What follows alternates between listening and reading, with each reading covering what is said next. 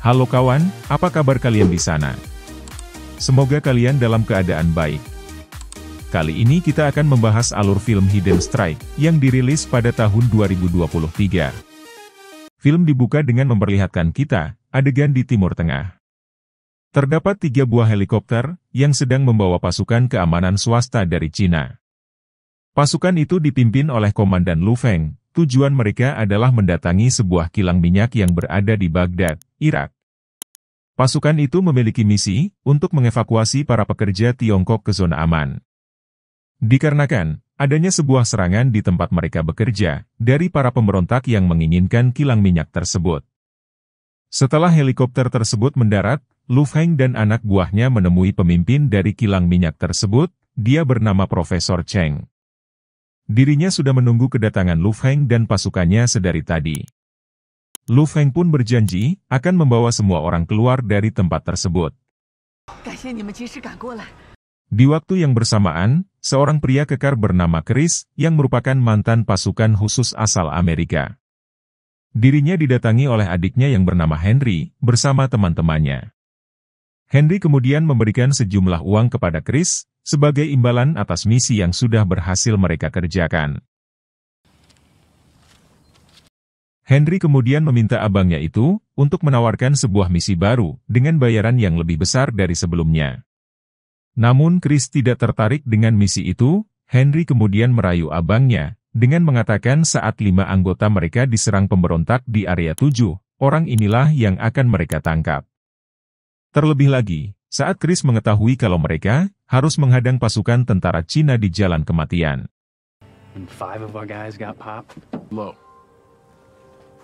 Saat Chris sedang asyik bermain dengan seorang anak kecil, dia kemudian didatangi oleh sahabatnya yang bernama Owen. Sekarang Owen diketahui bekerja untuk perusahaan yang bernama Unicorp. Kemudian Owen memeriksa sebuah sumur yang sudah tidak lagi mengeluarkan mata air, yang katanya disebabkan oleh pabrik kilang minyak, sehingga tanah mereka saat ini mengalami kekeringan.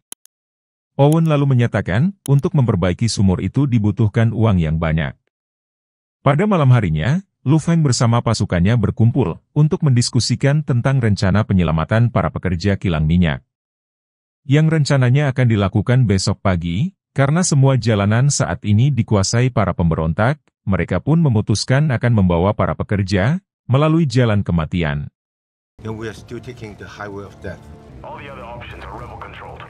Di sisi lain, Soraya menanyakan kepada Chris, bagaimana cara mereka akan mendapatkan uang sebanyak itu untuk memperbaiki sumur, agar desa tidak lagi kekeringan. Chris menjawab akan memikirkannya, dan berniat menerima pekerjaan dari Henry yang sebelumnya ditawarkan kepadanya. Keesokan harinya, sebelum mereka pergi, Profesor Cheng dan para stafnya langsung menutup semua pipa kilang minyak. Sebagai langkah terakhir, Profesor Cheng memasukkan kode sandi menggunakan USB untuk mengunci akses masuk, agar tidak ada orang lain yang bisa membuka pipa kilang minyak tersebut.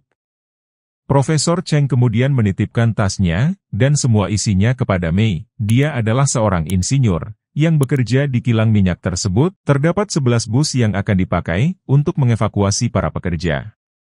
Profesor Cheng bersama asistennya akan naik bus nomor 8. Sementara Mei akan menaiki bus dengan sang ayah. Di sisi lain, seorang pegawai terlihat menandai bus yang dinaiki Profesor Cheng. Tidak lama kemudian, ketika sudah di jalan kematian, Lu Feng kemudian meminta pasukannya untuk waspada dan memperhatikan sekeliling. Tidak lama kemudian, tiba-tiba datang sebuah badai pasir yang cukup besar. Lu Feng pun merasa ada yang tidak beres, karena menurut informasi dari salah seorang anak buahnya, menyatakan jika cuaca hari ini akan berlangsung cerah. Saat berada di dalam badai pasir tersebut, dirinya tidak bisa menghubungi anak buahnya yang berada di bus lain. Dia pun semakin yakin jika ada sesuatu yang tidak beres dari badai pasir tersebut. Beberapa saat kemudian, dari arah belakang beberapa mobil yang tidak dikenal, mengincar bus yang ditandai oleh seorang pegawai yang telah berkhianat sebelumnya. Dan terjadilah baku hantam dengan anak buah Lu Feng yang berjaga di bus tersebut.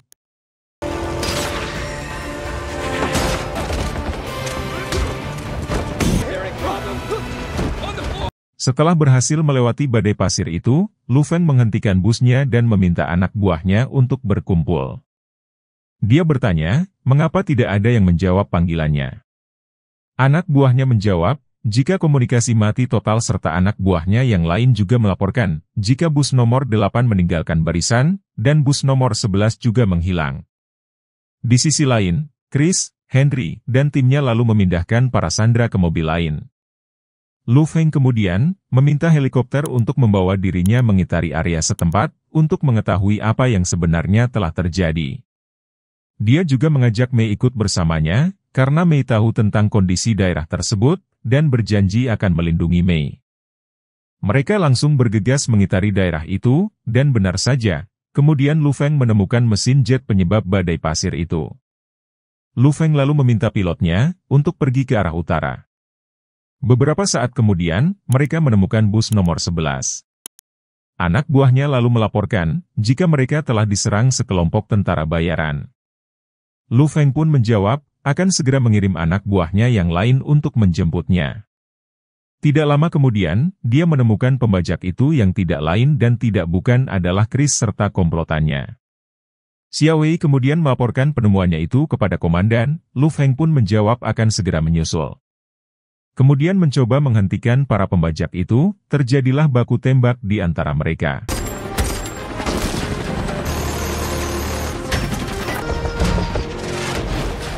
Karena terkepung, Henry minta Chris mengurus helikopter tersebut, sementara dia akan pergi lebih dulu membawa para sandera.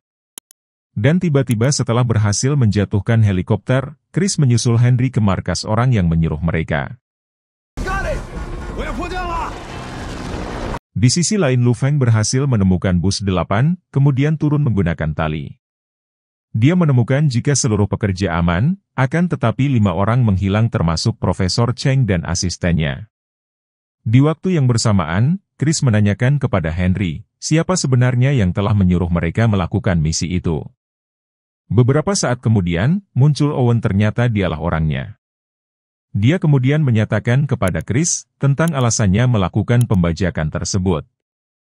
Itu semua dikarenakan Owen ingin memiliki kilang minyak tersebut. Dia kemudian menyuruh Chris untuk membunuh targetnya. Namun Chris menolaknya, karena dia merasa jika pekerjaannya sudah selesai sampai di sini. Chris kemudian meminta bayaran untuk misi yang baru saja dilakukan. Namun Owen tidak ingin membayarnya, sampai Chris mau melakukan keinginannya. Karena merasa dikhianati, Chris pergi dan meminta sang adik untuk juga ikut dengannya. Setelah Chris pergi, lantas Owen membunuh Henry di tempat. Setelah itu, Lu Feng melihat mobil yang Chris serta langsung mengikutinya. Karena helikopter itu kehabisan bahan bakar, dirinya pun memutuskan untuk pergi sendiri dengan jalan kaki. Tidak berselang lama, Lu Feng berhasil menemukan keberadaan Chris yang sedang bermain dengan anak kecil. Dia kemudian menghampiri Chris dan menanyakan apa yang harus dilakukan di gurun. Namun Chris balik bertanya tentang keberadaan Lu Feng yang datang ke desanya itu. Dirinya menjawab, jika dia mencari orang-orangnya. Chris berkata, jika bukan dia yang menculik orang-orang Lu Feng. Kemudian Chris ingin menjemput Henry, karena belum juga pulang. Sesampainya di tempat, Chris menemukan Henry yang sudah tidak bernyawa. Lu Feng yang juga sudah sampai tempat itu, kemudian masuk ke dalam ruangan di mana Chris berada. Dan tiba-tiba di tengah pertarungan itu, Lu Feng menyelamatkan jasad Henry. Chris lalu menenangkan Lu Feng, dan berkata jika bukan dia yang menculik orang-orangnya. Beberapa saat kemudian, datang beberapa orang Prancis yang tidak dikenal, dan meminta uang kepada Chris. Setelah orang Prancis tersebut kabur dari sana, mereka langsung menembaki Chris dan Lu Feng. Beruntung tidak satupun tembakan berhasil mengenai Chris dan Lu Feng.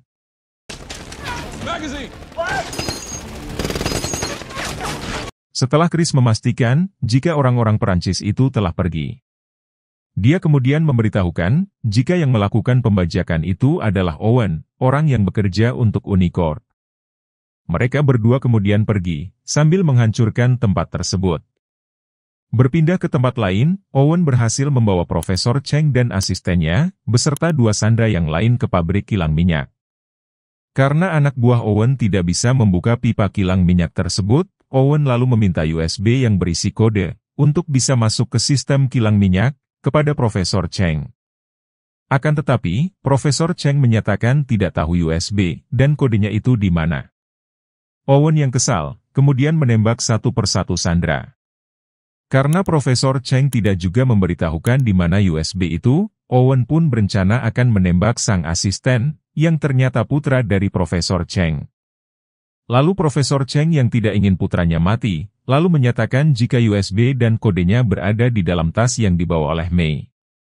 Karena nyawanya sudah di ujung tanduk, sang putra pun menyarankan agar mereka melacak handphone milik Profesor Cheng yang terbawa di dalam tas. Dengan begitu, Owen bisa menemukan USB itu. Mei yang menerima panggilan dari handphone Profesor Cheng. Tidak lama kemudian Lu Feng menghubungi anak buahnya, yang sudah berada di zona aman, untuk menyebarkan bahwa dirinya dan Mei baik-baik saja. Chris dan Lu Feng kemudian menghibur anak-anak di sana dengan nyanyian.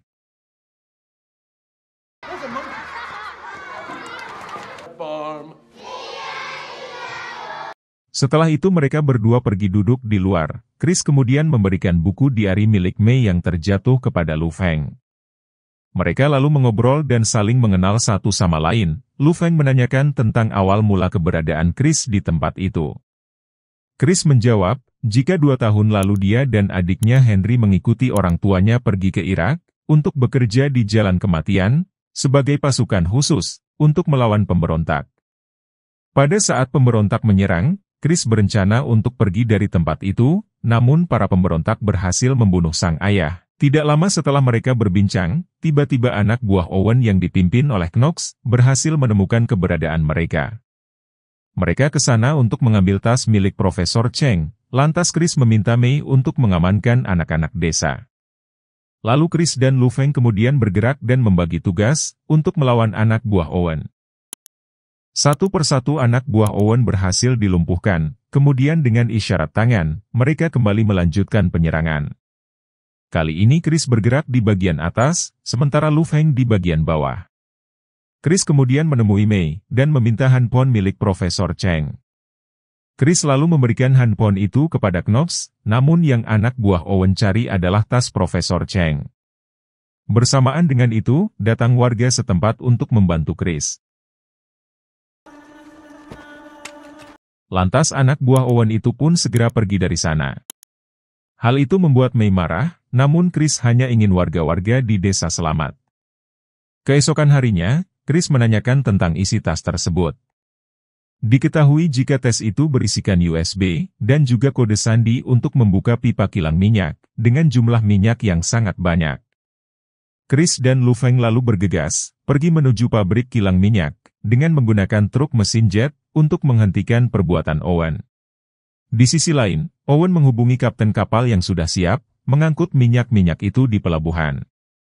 Setelah itu Owen menyuruh Profesor Cheng, untuk mengaktifkan kilang minyak tersebut, menggunakan USB dan kode sandi yang baru saja mereka dapatkan. Pipa-pipa kilang minyak itu pun kemudian terbuka, minyak pun mengalir mengisi truk dan tangki-tangki kapal, yang sedari tadi menunggu di pelabuhan.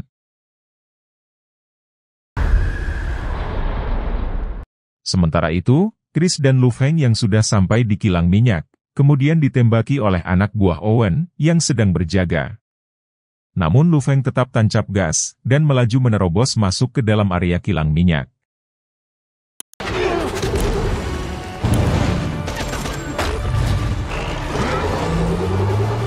Mereka lalu menghajar semua anak buah Owen yang lainnya.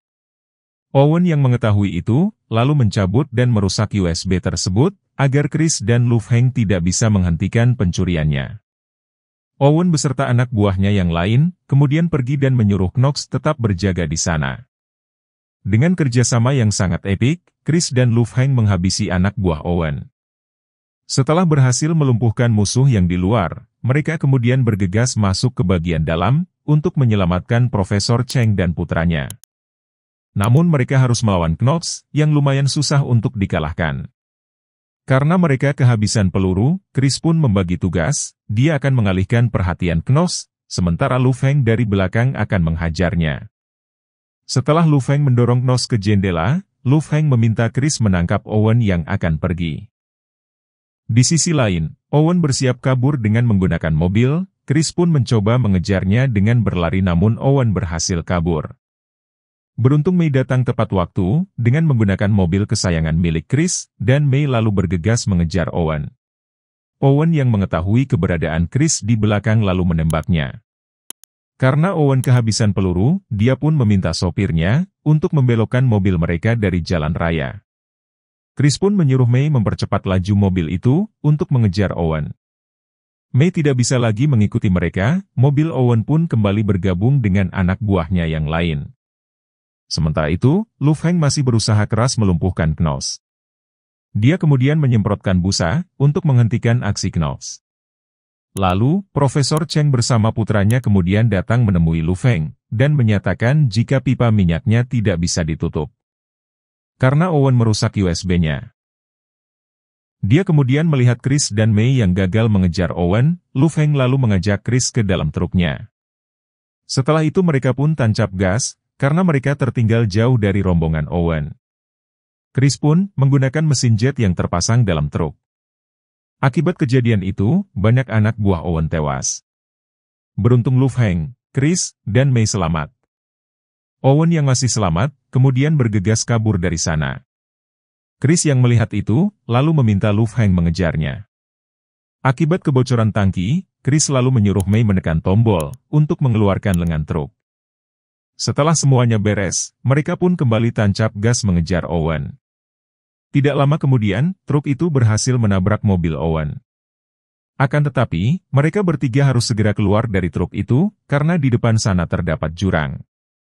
Lu Feng lalu meminta Chris untuk melompat pada saat disuruh. Namun Chris tidak mendengar perintah itu, kemudian ia mengikat tubuhnya dan Mei dengan tali, yang akan dipasangkan ke mobil Owen. Dan tiba-tiba, Owen yang melihat Lu Feng dan putrinya bergelantungan di bawah tebing jurang. Lalu Owen berencana untuk kabur, akan tetapi Owen tidak menyadari, kalau tali itu terhubung ke mobilnya, yang membuatnya terjatuh ke dalam jurang. Setelah itu, Mei menyadari Chris yang hilang. Mereka pun memanggil-manggil nama Chris, mereka mengira Chris sudah tewas terjatuh ke dalam jurang. Beberapa saat kemudian, Mei melihat buku diarinya, yang berada di dalam kantong celana Lu Feng yang robek. Mei pun akhirnya mengerti, dengan pekerjaan ayahnya itu. Setelah ikut berjuang menyelamatkan nyawa orang banyak, dan akhirnya Mei pun memaafkan ayahnya tersebut. Saat mereka sedang berpelukan, Chris pun tiba-tiba muncul dari bawah, mencengkram kaki Lu Feng. Chris kemudian mencoba menyatakan perasaannya kepada Mei. Namun Lu Feng berkata, jika Chris harus mempelajari banyak hal terlebih dahulu. Di akhir film, pasukan Lu Feng berhasil menangkap kapal tanker yang mencuri minyak. Demikian juga dengan Chris, yang dibantu Lu Feng serta Mei. Mereka berhasil membuat sumur itu kembali mengeluarkan air. Tidak lama kemudian pasukan Lu Feng datang, dan mengabarkan jika mereka telah mendapatkan misi baru. Lu Feng pun meminta Chris untuk bergabung dengan mereka dalam misi berikutnya. Dan akhirnya film selesai. So kawan, gimana ceritanya? Pasti seru kan? Itulah cerita dari film Hidden Strike. Sampai bertemu di video selanjutnya. Bye.